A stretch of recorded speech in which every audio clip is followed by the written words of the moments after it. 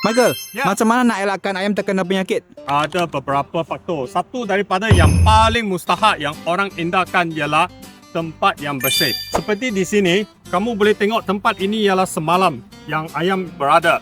Dan tempat ini sudah boleh dikatakan dekat 60% dipenuhi dengan tai ayam. So apa yang kita buat ialah kita kena selalu berubah tempat. Pasture yang baru, ayam ini akan menjadi lebih sihat dan tidak akan sakit disebabkan oleh pencemaran tempat yang mereka berada. Bagaimana dengan kapasiti? Kapasiti itu pun kena berjaga-jaga. Jangan terlalu banyak dalam satu reban tersebut. Sebab kalau terlalu banyak, stres akan mengakibatkan ayam itu sakit, ayam itu mematuk sesama sendiri. So dia punya ratio macam mana? Ratio dia selalu dalam lingkungan 2 kaki persegi untuk seekor ayam. Jadi macam mana kalau reban yang penuh dengan ayam macam reban konvensional? Penyakit akan lebih cepat menghadapi ayam-ayam tersebut.